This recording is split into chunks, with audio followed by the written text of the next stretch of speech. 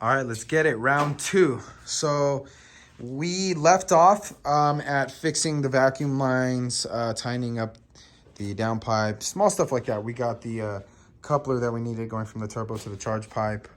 The biggest thing that we got in stock is his radiator and a bunch of aluminum tubing so that we can make some custom aluminum radiator hoses because we had to relocate his radiator.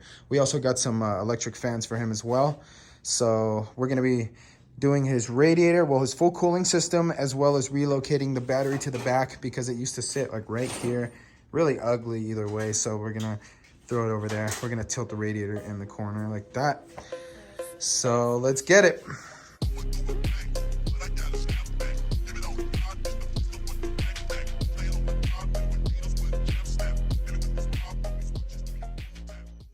So my idea, let's go over here. I'm gonna have the radiator sitting over here kind of angled, right?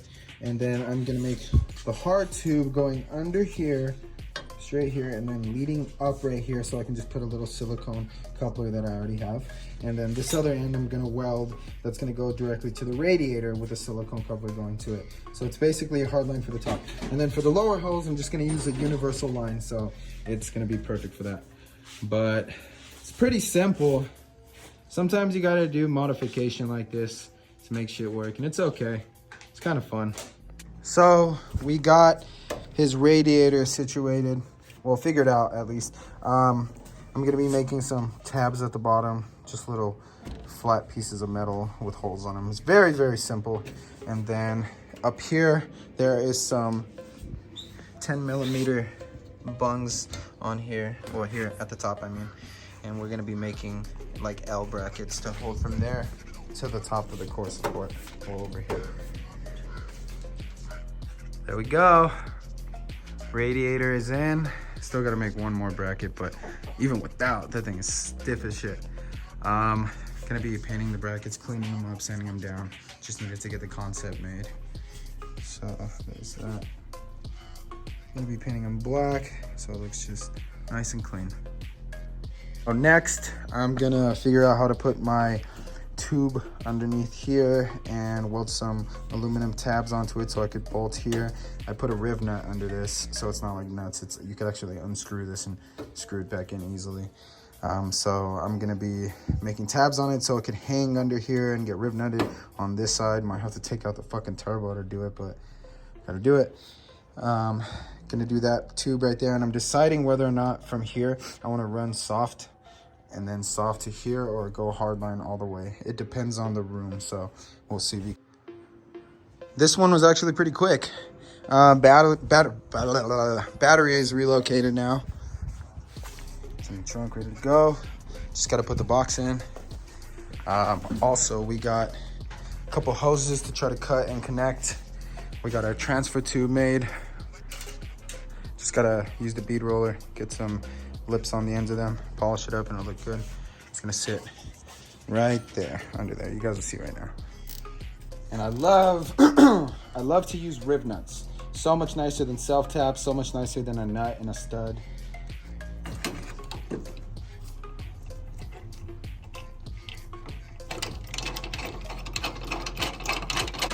You got thread, so much better than a self-tap.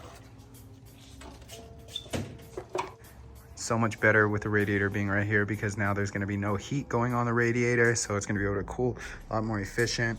The fans are still going to be put in right there. There's nothing in the way that's causing a lot of heat, so I think that was the move. Everything worked out. It's going to be able to daily this thing and everything. Jesus Christ, so we had to go to O'Reilly's like 4 times to get the lower radiator hose, but it ended up working out finally. So now we're gonna add some coolant, then put the radiator fan on and bleed a system. After that, we're gonna go over all the vacuum leaks in the back, get all that shit tidied up, and then go for our first drive. See how it goes, see what the boost is at. Should be like 4 or 5 pounds.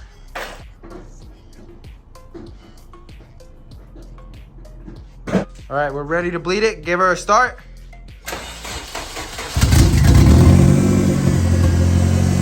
Yeah.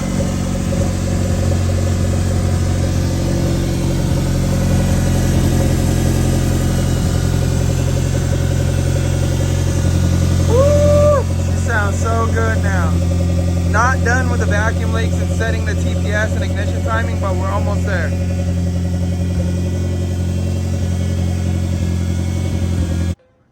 Good morning, everyone. It's a new day for us, and I believe that this car is going to be finally ready today. All we need to do now is basically get a belt that fits the alternator. We just got his spans done. So originally we were going to use like where is it?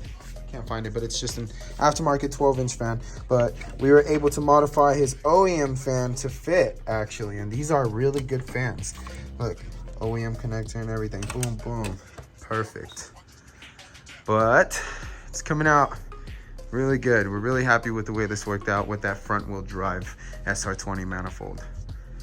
All right, so now we are finally bleeding the system. We had to actually put the AC compressor back on because we couldn't find the correct belt, and the way the alternator would create tension, it wouldn't work out, safely. So we decided to mount up the AC compressor just for the sake of the belt being on correctly. Now we're just bleeding it, making sure the fans turn on, and honestly, already the motor's running like shit.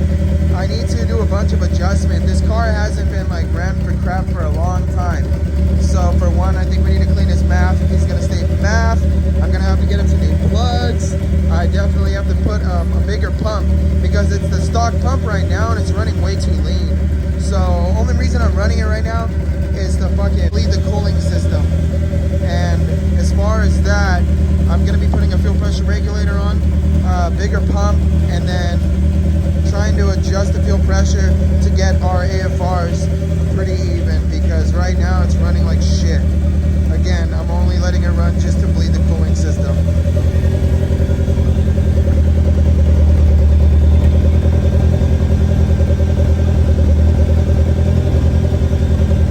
So we're almost done installing his fuel pressure regulator right now. Hopefully that helps the AFRs a little bit because it's idling at 20 right now, so it's super lean. We're hoping that putting the regulator on, we can bump up the fuel pressure on the stock pump because it doesn't really need much, but he says it's a brand new OEM pump. Unfortunately, obviously this is a big ass turbo. It's pushing a lot of air at idle, so it's gonna need to match it with fuel. And obviously it's a stock computer, but still you could adjust it to where it will run fine on idle and like low boost, wide open throttle. Obviously higher boost, you can't do shit with this, but for now we're trying to stay low boost, just dailying until he gets a ECU, injectors, all that good stuff. But he's definitely gonna have to do a rebuild because I don't know if you guys seen the last video, it's definitely a used SR. Okay, so we finally got the idle in check, fixed a bunch of vacuum leaks, got the fuel pressure regulator installed. Unfortunately, he's gonna need a bigger pump at least because I have the regulator set at 60 PSI on idle and it's still running at like 14 to 15 on the wideband gauge. So he's running a little lean, but other than that, everything is going good. No leaks. So this is the first time that the car is buttoned up and we are gonna go for the first test drive up and down the block. Let's see what this thing is boosting at. All right, so this is gonna be the first test drive. We basically went over everything. Everything's checked out. Now we just wanna make sure that we're correctly boosting. All right.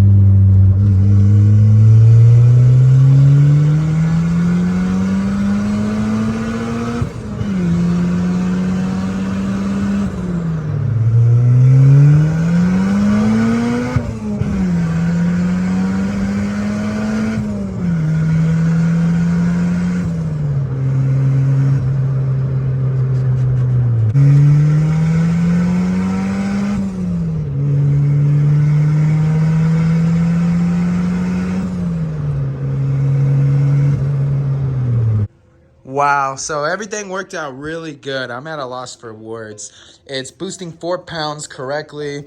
Wide open throttle right now is around 12 to 11. I still want to get him a Walbro 255 pump. What else? Fuel pressure regulator is at 60 PSI. There's no leaks at all. Everything worked out great. The only fucking problem we had on this thing was some bullshit. The shift linkage underneath it, I don't know if anyone's familiar with it. It's almost the same as a Honda. There's like a rubber brick that goes underneath the shifter and holds it in place. And it's considered like a little bushing that connects to the chassis. And that shit ripped so that the whole shifter dropped through. But we got it. It's back up. Everything worked out. So again, this is the S13 SR20 manifold. We just put together a custom turbo kit for him.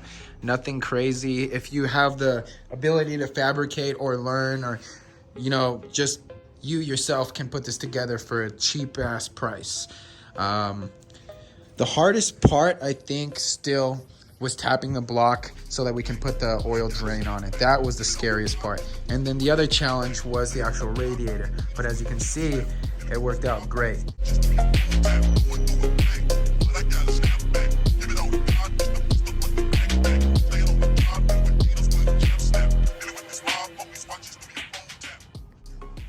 Well, it's that time for the video. We're finally done. I could fucking go to sleep now. And I hope everyone enjoyed this video. It was definitely fun for us. I'm very happy with the way the car came out, and so is the customer. That's really what matters to me. But unfortunately, that's the end of this video. I hope everyone enjoyed this. Hope you guys learned a little bit in the process. And to whoever is watching this for educational purposes, I hope this helped you out a little bit. At the end of the day, it was very simple. So I recommend this to anyone that has an STR. I mean, might as well. It's pretty cheap. And if you could put it together yourself, might as well. So go ahead and go ahead and subscribe, comment, tell me what you guys think about the build, share your builds and similar stuff you've done to the car, your car. But other than that, take care, guys. See you in the next video.